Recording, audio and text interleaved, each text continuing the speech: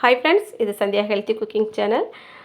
இந்த வீடியோ பார்த்தீங்கன்னா ரொம்ப லேட்டாக தான் நான் அப்லோட் பண்ணுறேன். ஏன்னா இது வந்து ஒரு 5-6 நாளைக்கு முன்னாடியே எடுத்த வீடியோ. தொடர்ந்து வந்து வீடியோஸ் வந்து உங்களுக்கு கொடுக்க முடியல. காரணம் வந்து இந்த வாய்ஸோட பேசுகிறதுக்கு கொஞ்சம் கஷ்டமாயிட்டேன். என்னென்னு தெரியல. நம்ம பிரச்சனை கொஞ்ச நாளாகவே உங்களுக்கு தெரியும்னு நினைக்கிறேன். ஒரு 2 நாள் நல்லா இருந்தால் 3ஆவது நாள் சரியில்லாமல் ஆயிடுது. வாய்ஸ் வந்து கொஞ்சம் பேசுகிறதுக்கே கஷ்டமாக இருக்குது. அதனால் சரி வீடியோஸ் எடுத்ததை கூட எடிட் பண்ணவும் இல்லை, பேசவும் இல்லை, அப்படியே வச்சுட்டேன். கொஞ்சம் மூட் அவுட்டாக தான் இருந்தேன். இப்போ நம்ம வந்து வாழ்க்கையில் நிறைய எதிர்பார்த்துட்ருப்போம். ஆனால் வந்து அந்த எதிர்பார்ப்புகள் எல்லாமே கொஞ்சம் டல்லாக போகும்போது நம்மளுக்கு கொஞ்சம் மனசும் கஷ்டமாகும். வேலைகளுமே வந்து ஒழுங்காக ஓடாது. அந்த மாதிரி தான் ஒரு சில நாட்களாக இருந்துகிட்ருக்கு. இது வந்து அன்றைக்கி சனிக்கிழமை காலையில் கொஞ்சம் சப்பாத்திக்கு கொஞ்சம் குருமா வச்சுருந்தேன். என்ன குருமா அப்படின்னு பார்த்தீங்கன்னா, ஒரே ஒரு பெரிய சைஸ் உருளைக்கிழங்கும் வேக வச்சுட்டு, கொஞ்சம் மீல் மேக்கர் இருந்து அதையும் வெந்நீரில் போட்டு ஊற வச்சு எடுத்து வச்சு கொஞ்சம் குருமா வச்சுட்டேன். கொஞ்சம் கறி குழம்பு டைப்பில் வைப்போம்லே அதேமாரி தான். ரொம்பவே நல்லா இருந்து கொஞ்சம் ஸ்பீடாக வேலை பார்த்துட்ருந்தேன். 2 ஸ்டவ்வும் ஆன் பண்ணி வச்சுட்டு, நான் அதில் வந்து 2 தோசை தவாவும் வச்சு சப்பாத்தியை கொஞ்சம் வேகமாக தான் உருட்டி போட்டு எடுத்துகிட்டு இருந்தேன். 2 நாளாக சுத்தமாக எனக்கு வந்து கொஞ்சம் வேலைகள் செய்யவே முடியலை. சமையல் பண்ணிவிட்டு அப்படி அப்படியே கொஞ்சம் ரெஸ்ட் எடுத்துகிட்டே தான் இருந்தேன். அதனால் அந்த கிச்சன் மேடை எல்லாமே கொஞ்சம் சுமாராக தான் இருந்தது. அது இல்லாமல் அந்த கேஸ் அடுப்பு பார்த்திங்கன்னா ஒழுங்காக க்ளீன் பண்ணவே இல்லை. நமக்கு வந்து சின்ன சின்ன வேலைகள் யாராவது செஞ்சு கொடுத்தாலும் இந்த ஸ்டவ்வை வந்து க்ளீன் பண்ணுறது யாருமே செய்ய மாட்டாங்க. பிள்ளைங்களாக இருந்தாலுமே அந்தளவுக்கு செய்ய மாட்டாங்க. அதை நம்ம தான் செய்யணும். அதனால் நான் வந்து காலையிலே சாப்பாடு எல்லாம் முடிச்சுட்டு கொஞ்ச நேரம் ரெஸ்ட் எடுத்துட்டேன். சாப்பிட்டதுக்கப்புறமா மாத்திரை போட்டு கொஞ்ச நேரம் தூங்கிட்டேன். அப்புறம் எந்திரிச்சு பார்த்தேன்னா மணி 12 மணி. அப்போ இங்கே வந்து கிச்சனில் காய்கறி எதுவுமே இல்லை, எல்லாமே தீர்ந்துட்டு பட்டாணி மட்டும் கொஞ்சம் மதியத்துக்காக ஊற வச்சுருந்தேன். இந்த காய்கறி எல்லாமே போட்டு வெஜிடபிள் பிரியாணி வச்சிடலாம் அப்படின்ட்டு. இப்போ அந்த 200 எடுத்துகிட்டு போய் பக்கத்துலேயே ஒரு காய்கறி கடை இருக்குது, நம்ம தெருவுக்கு அடுத்த தெருவில். அதனால் அங்கே இருந்து காய்கறி எல்லாம் வாங்கிட்டு வந்துட்டேன். அதனால் நைட்டியோடயே போயிட்டேன். இது எல்லாருக்குமே நடக்கக்கூடியதான். இப்போ நம்ம எப்போவுமே ஒரே மாதிரி சீரியலில் வர்ற மாதிரியே இருப்போம்னு சொல்லவே முடியாது. நம்ம வீட்டுக்குள்ளே இந்த மாதிரி இருப்போம். ஒரு சில நேரங்களில் வந்து நல்லா சந்தோஷமாக இருந்துட்டோன்னு வைங்கலாம். அப்போ வந்து சூப்பராக அழகாக ஒரு சேரீ எல்லாம் கட்டிட்டு நீட்டாக வெளில போயிட்டு வருவோம். இது வந்து ஒரு சில நாட்கள் இப்படி தான் நடக்கும். இப்போ வந்து காய்கறி எல்லாமே வாங்கிட்டு வந்துட்டேன். அந்த 200 கொண்டுட்டு போய் என்ன வாங்கிட்டு வந்திருக்கேன்னு பாருங்க. பல்லாரி வந்து 1 கிலோ வாங்கலாம் அப்படின்னு தான் ஐடியாவில் போனேன். 3 கிலோ பல்லாரி வந்து 100 சரி, அதிகமாக பல்லாரி வந்து தேவைப்பட்டுட்டே இருக்குது. அதனால் நல்ல உள்ளியாகவும் இருந்தது சொல்லி வாங்கிட்டு வந்துட்டேன். 100 3 கிலோ வாங்கிட்டு வந்துட்டேன். 1 கிலோ தக்காளி, கொஞ்சம் மல்லி இலை, புதினா இலை, கேரட்டு, பீன்ஸ் இந்த மாதிரி வாங்கிட்டு வந்திருக்கேன். ஒரே ஒரு தயிர் பாக்கெட்டும் வாங்கிட்டு வந்தேன். 200 சுத்தமாக காலி ஆகிட்டு. இப்போ வந்து இந்த ரூபாய்க்கு இவ்வளோ தான் வாங்க முடியும். ஏன்னா இப்போ பார்த்திங்கன்னா மீன் விலையும் பயங்கரமாக இருக்குது. மீனும் அதிகமாக வாங்கி சாப்பிட முடியலை. நான் வந்து வீட்டில் எப்போவுமே மீன் எடுக்கிறது கம்மியாக தான் எடுப்பேன். இப்போ ஹஸ்பண்ட் இருக்கிறதுனால கொஞ்சம் அதிகமாக மீன் வாங்கி சமையல் பண்ணலாம் அப்படிங்கிற மாதிரி ஆசை இருந்தாலும், அங்கே கடையில் போய் நம்ம விலையை கேட்டாலே பார்த்திங்கன்னா இந்த விலைக்கு வாங்கி சாப்பிடுவோம் அப்படிங்கிற மாதிரி இருக்குது. அது இல்லாமல் அவங்க என்ன சொல்லுவாங்கன்னா, இந்த விலைக்கு மீன் வாங்கி சாப்பிட்றதுக்கு நான் அந்த சவுதியிலே நல்ல மீன் வாங்கி சாப்பிடுவேன் அப்படின்னு சொல்லி முடிச்சு விடுவாங்க. அப்படியே கொஞ்சம் கொஞ்சம் போயிட்டுருக்குது. ஆனால் கொஞ்சம் அடிக்கடி மீன் குழம்பு தான் வச்சிட்ருக்கோம். அதனால் நிறைய காய்கறியும் வந்து வீட்டில் வாங்கி ஸ்டோர் பண்ணலை. சரி, இன்றைக்கி வந்து வெஜிடபிள் பிரியாணி பண்ணுறதுக்காக காயெல்லாம் வாங்கிட்டு வந்துடலாம் அப்படின்னு சொல்லிட்டு எடுத்துகிட்டு போயிட்டேன். இப்போ வெங்காயம் எல்லாமே அந்தந்த இடத்துல அரேஞ்ச் பண்ணிவிட்டு, தக்காளியும் தேவைக்கு எடுத்துகிட்டு மிச்ச பொருட்களை வந்து ஃப்ரிட்ஜில் வச்சிடலாம் அப்படின்ட்டு எல்லாமே எடுத்து வச்சுருக்கேன். இப்போ இது எல்லாமே நம்ம கட் பண்ணி சாதத்துக்காக எடுத்துக்கிடலாம். இப்போ வந்து காலையிலே கொஞ்சம் பாத்திரம் எல்லாம் கழுவி வச்சுருந்தது அப்படியே மேசையிலே இருந்தது. அதையும் எடுத்து வந்து நம்ம அங்கங்கே கமத்திக்கிட்டு, அதுக்கப்புறம் வந்து ஒரு முக்கியமான வேலை இருக்குது. இந்த வேலையை முடிச்சுட்டு தான் இன்றைக்கி சமையல் பண்ணணும். இந்த கேஸ் ஸ்டவ் வந்து ரொம்ப அழுக்காக இருக்குது, அதை க்ளீன் பண்ணால் தான் அடுத்த வேலை செய்யணும் அப்படின்ட்டு முடிவெடுத்துட்டேன். இப்போ பார்த்திங்கன்னா இந்த குக்கரோட மூடி இருக்கு இல்லையா, இது வந்து ஒரு நாள் விசில் வராமல் அதில் இருக்கிற அந்த வாசர் வந்து வெளியில் வந்து அப்படி காற்றெல்லாம் வந்துட்டு அன்றைக்கி ரொம்ப கொஞ்சம் நல்ல நேரம் அப்படின்னு தான் சொல்லணும். அது வந்து ஓப்பன் பண்ணி வெளியில் வந்ததுனால தான் குக்கர் வந்து வெடிக்கலை. அது வந்து எனக்கு என்ன பண்ணுறதுனே தெரியாமல் அப்படியே வச்சுருந்தேன். குக்கரே மொத்தமாக தூக்கி போட்டுடலாமா அப்படின்னு நினச்சேன். மறுபடியும் சரி, அதை வந்து சரி பண்ணிடலாம் அப்படின்ட்டு ஒரு சில பேர் சொன்னாங்க. அதனால் கடையில் கொடுத்து இன்றைக்கி காலையிலே என் பையன்கிட்ட கொடுத்து விட்டு சரி பண்ணி எடுத்து வச்சாச்சு. ஏன்னா இந்த குக்கர் இல்லாமல் ரொம்ப கஷ்டமாக இருக்குது. கொஞ்சம் ஒரு சாம்பார் கொஞ்சம் அதிகமாக வைக்கிறதா இருந்தாலும் நம்ம பருப்பு, காய்கறி எல்லாமே போட்டு பெரிய குக்கரில் வச்சிரலாம். இந்த குட்டி குட்டி குக்கர் இருக்குது பாருங்க, அதில வைக்கிறது அந்த அளவுக்கு ஒண்ணும் நல்லா இருந்த மாரியே இல்ல. சீக்கிரமா விசில் வந்துருது. பருப்பெல்லாம் சீக்கிரமா நல்லா மையா வெந்த மாரியே இல்ல. அதனாலயே கொஞ்சம் டிஸ்டர்பாவே இருந்தது.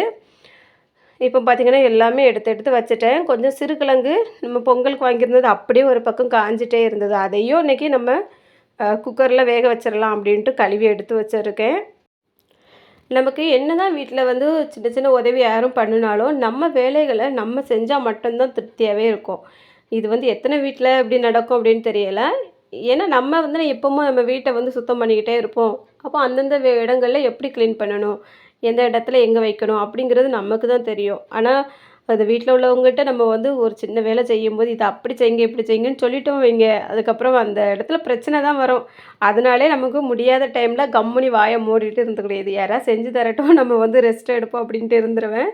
இன்னைக்கு வந்து இத பார்த்தாலே எனக்கு வந்து கொஞ்சம் சகிக்காம இருந்தது. அதனால இனிமே கேஸ் அடுப்ப சுத்தம் பண்ணிட்டு தான் சாப்பாடு பண்ணணும் அப்படின்னிட்டு நான் வந்து எல்லாமே கிளீன் பண்ணிக்கிட்டு இருக்கேன். ஒரு நாள் வந்து நம்ம அடுப்ப கிளீன் பண்ணல அப்படின்னாலும் இந்த மாரி ஆகத்தான் செய்யும். ஏன்னா அடிக்கடி காஃபி போடும்போது பால்ல உள்ளது எல்லாமே தெறிக்கும். எண்ணெய் சமையல் பண்ணும்போது அந்த ஆயில் தெறிக்கிறது, மீன் பொரிக்கிறது, இந்த மாரி எல்லாமே படும்போது நம்ம டெய்லி ஒருக்கா லைட்டா தொடச்சு விட்டுட்டோம் அப்படின்னா பிரச்சனை இருக்காது. ஆனா அதையும் ஒரு சில நாட்கள்ல செய்ய முடியாம இந்த மாரி சொதப்பல்ல வந்து நிக்க தான் செய்யுது. இப்போ வந்து நான் நல்லா ஸ்க்ரப்பர் வச்சு ஜெல்லெல்லாம் போட்டு எல்லா இடமும் தேய்ச்சி விட்டுட்டேன். அதுக்கப்புறமா வீட்ல ரொம்ப நாளா ஒரு மேஜிக் பஞ்சுன்னு ஒண்ணு வாங்கியிருந்தேன். அந்த பிள்ளைங்க வந்து மேல தேய்ச்சி குளிக்கிறதுக்காக வாங்கியிருந்தாங்க. அதுக்கப்புறம் அத யூஸ் பண்ணவே இல்ல. ஒரு டைம் வந்து யூஸ் பண்ணி பார்த்துட்டு, அந்த அளவுக்கு ஒண்ணும் நல்லா இல்ல அப்படின்னு சொல்லிட்டு, அப்படியே ஒரு பக்கத்துல வச்சுட்டாங்க. நான் இப்ப அத என்ன பண்ணலாம் அப்படின்னு யோசிச்சுட்டு இருந்தேன். சரி ஈரம் எல்லாமே நல்லா உறிஞ்சுக்கிடுது அப்படிங்கிறதுனால, கேஸ் அடுப்புல அந்த சமையல் கிச்சன் மேடையிலலாம் தண்ணி ஏதாவது சிந்துனா துடைக்க வச்சிடலாம் அப்படின்னுட்டு அத எடுத்து வச்சிருக்கேன். இப்ப அத வச்சு நல்லா மேலே இருந்த அந்த நுரை இருக்குது பாருங்க, அது எல்லாமே தொடச்சி எடுத்துட்டேன். கொஞ்சம் ஈஸியா தான் இருக்குது. அப்படி நம்ம வந்து வச்சுட்டு எடுத்ததுமே நல்லா அத உறிஞ்சிக்கிட்டுருது. அதுக்கப்புறமா நம்ம தண்ணீல முக்கி அலசிட்டோம் அப்படின்னா, அது ஈஸியா போயிருது. இதுக்கு யூஸ் ஆகுது. பரவால்ல. எதுக்கோ வாங்குனோம், இப்போ எதுக்கோ யூஸ் ஆகுது அப்படின்ட்டு அதையும் நல்லா தொடச்சி எடுத்து விட்டாச்சு.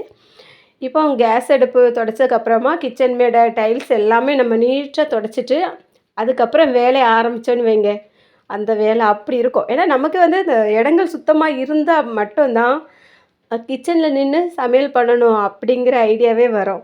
இல்லன்னா ஏதோ ஒரு மாதிரி இருக்கும். மூட் அவுட் ஆவி அந்த கிச்சன்லயே நிக்கிற மாதிரி இருக்கும். இப்ப எல்லா இடமும் கிளீன் பண்ணி முடிச்சதுக்கப்புறமா 1, 2 பாத்திரம் இருந்தா அதையும் கிளீன் பண்ணிட்டு, அந்த கேஸ் அடுப்புக்கு மேல வைக்கிற அந்த ஸ்டாண்டு, அது எல்லாமே நீட்டா எடுத்து கிளீன் பண்ணி, தொடச்சு, அப்படியே அப்படியே நான் எடுத்து வச்சுட்டேன். இனி வந்து காய்கறி எல்லாம் கட் பண்ண வேண்டியது தான்.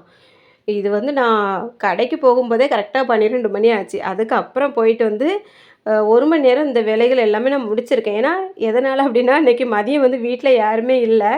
ஹஸ்பண்ட் வந்து அவங்களுக்கு கண்ணு செக் பண்ணியிருந்தோம். கொஞ்சம் சின்ன எழுத்தெல்லாம் தெரியல அப்படின்னு சொல்லியிருந்தாங்க. அதனால ஒரு 4 நாளைக்கு முன்னாடி வடசேரியில இருக்கக்கூடிய வாசன் ஐ கேர்ல போய் கண்ணு வந்து செக் பண்ணிட்டு வந்திருந்தோம். இன்னைக்கு வந்து கண்ணாடி ரெடி ஆகிட்டு வந்து வாங்கிக்கங்க அப்படின்னு சொன்னாங்க. அதனால அத வாங்குறதுக்காக அவங்களும் கிளம்பிட்டாங்க. அவங்க வர்றது கொஞ்சம் ஒரு 2:30, 3 மணி அந்த டைம்ல ஆகிரும் அப்படிங்கிறதுனால, நான் கொஞ்சம் ரிலாக்ஸா தான் இந்த வேலைகள வந்து பார்த்துட்டு இருந்தேன். அது இல்லாம காலையில சாப்பிட்டுட்டு 1 மணி நேரம், 1 1/2 மணி நேரம் நல்லா தூங்கியாச்சு. காலையில யாராவது தூங்குவாங்களா அப்படின்னு நினைச்சு கேட்காதீங்க. எங்க வீட்ல இப்போ அடிக்கடி இதுதான் நடக்குது. ஏன்னா கொஞ்சம் மாத்திரை மருந்து எடுத்துட்டோம் அப்படின்னாலே சீக்கிரமா தூக்கம் வருது. அப்போ அந்த தூக்கத்த வந்து அப்படியே நவுத்திக்கிட்டே இருந்தோம்னா தலைவலியில கொண்டு வைக்குது. அதனால சரி 1 மணி நேரமாவது ரெஸ்ட் எடுத்துட்டு, அதுக்கப்புறம் நம்ம வேலை தானே எப்பவும் செஞ்சுக்கலாம் அப்படிங்கிற மாரி செஞ்சுட்டு இருக்கேன். ஆனா இந்த மாதிரி டைம்ல நம்ம வீட்டுக்கு யாராவது வந்தா என்ன நினைப்பாங்க சொல்லுங்க? வீட்டெல்லாம் அப்படி அப்படியே போட்டுட்டு, "ஒரு குடும்ப பொம்பள தூங்குறத பாரு" அப்படின்னு சொல்லிட்டு போயிருவாங்க. அது ஒரு அசிங்கமா தான் இருக்கும். ஒண்ணுமே முடியல. நமக்கு இந்த மாரி நடக்கும்போது, அதையும் நம்ம ஏத்துக்கிட தான் செய்யணும். நம்ம நல்லா சுறுசுறுப்பா இருக்கும்போது, வேலை அதிகமா செய்வோம் பாருங்க, அதையும் ஏத்துக்கிட தான் செய்யணும். அதனால ஒரு பிரச்சனையும் இல்ல. இப்போ வந்து என் பையன் வந்தாச்சு. அவன் வந்து வெளியில ஃப்ரெண்ட்ஸோடலாம் சுத்திட்டு வந்துட்டு, "இன்னும் சாப்பாடு ரெடி ஆகலையா?" அப்படின்னா, சரி ஒரு 1/2 மணி நேரம் பொறுத்துக்க, நான் எல்லாமே ரெடி பண்ணிட்டு முடிச்சு தந்துருவேன் அப்படின்னு சொல்லிட்டு, அவனுக்கு ஸ்நாக்ஸ் டப்பாயும் தூக்கி குடுத்தாச்சு. அவன் அப்படியே எடுத்துட்டு டிவி முன்ன போய் உட்காந்து ஸ்நாக்ஸ் சாப்பிட்டுட்டு டிவி பார்த்துட்டு இருப்பான். அப்புறம் நம்ம இது வந்து எல்லாமே வதக்கி, இப்போ வெஜிடபிள் பிரியாணிக்கு எல்லாமே வதக்கிக்கிட்டு நம்ம வந்து அரிசி ஊற வச்சுருக்கோம். அதையும் போட்டு மசாலாலாம் போட்டு வச்சுட்டோம் அப்படின்னா, 1/2 மணி நேரத்தில சீக்கிரமா ரெடி ஆயிரும். அதுக்கு ஒரு தயிரும், வெங்காயமும் சேர்த்து ஒரு கலவை அதையும் ரெடி பண்ணி வச்சுட்டா போதும். அப்புறம் காலையிலே வச்ச அந்த உருளைக்கிழங்கும், மீல் மேக்கரும் சேர்த்த கிரேவி இருக்கு இல்லையா? அதுவும் கொஞ்சம் இருக்கு. அதையும் வச்சு இன்னைக்கு மதியம் வந்து சாப்பிட்டாச்சு. அவ்வளோதான். இப்போ பார்த்தீங்கன்னா, ஒரு 1 மாசமாவே கொஞ்சம் வீடியோஸ் ஒழுங்கா எடுக்கவே முடியல.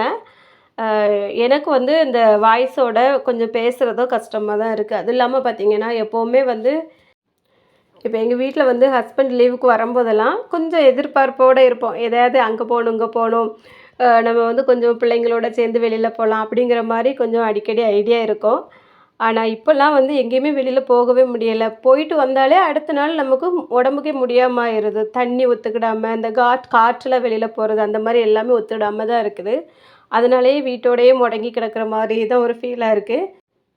இப்ப நம்ம டெய்லரிங் வேலையாவது கொஞ்சம் வேகமா செஞ்சுட்டு இருந்தோம்னு வைங்க, அதில நம்ம கவனம் எல்லாம் போயிரும்.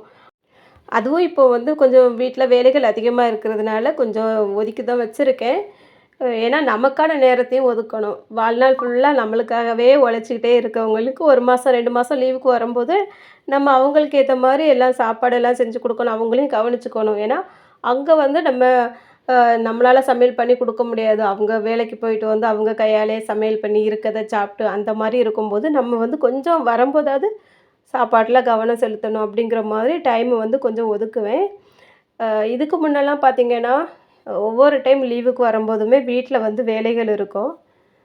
2, 3 டைம் எல்லாமே கொஞ்சம் ஒருக்கா கோவில் கொடை, விசேஷம் அந்த மாரியெல்லாம் வந்தது. 2 டைம் வந்து வீட்ல கொஞ்சம் வேலைகள் இருந்தது.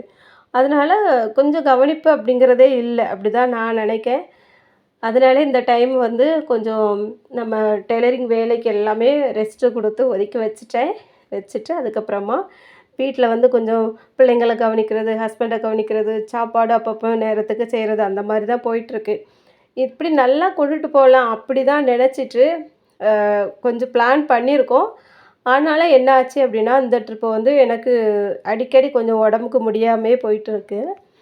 அதுவும் இல்லாம ஹஸ்பண்டுக்குமே வந்து பார்த்தீங்கன்னா, அந்த ட்ரிப் வந்ததுக்கப்புறமா கொஞ்சம் மெடிக்கல் சம்மந்தமா அங்கங்க போயிட்டே தான் இருக்கோம்.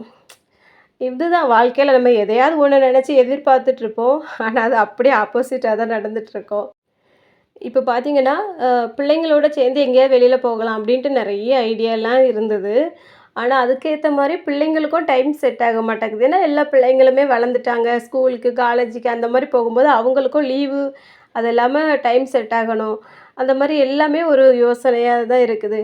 அப்படி இல்லாம இப்போ வந்து வெளியில போறது அப்படின்னாலே ஃபுல்லா அந்த டைம் வந்து நாங்க ஹாஸ்பிட்டலுக்கு தான் மாத்தி மாத்தி போயிட்டே இருந்திருக்கோம். எனக்கு 2, 3 நாள் ஹாஸ்பிட்டல் போனோம். அதுக்கப்புறமா அவங்களுக்கு அந்த மாரி கொஞ்சம் செக்கப் எல்லாம் போக வேண்டியது இருக்கிறதுனால, அத நினைக்கும்போது கொஞ்சம் மனசுக்கு கஷ்டமா தான் இருக்குது.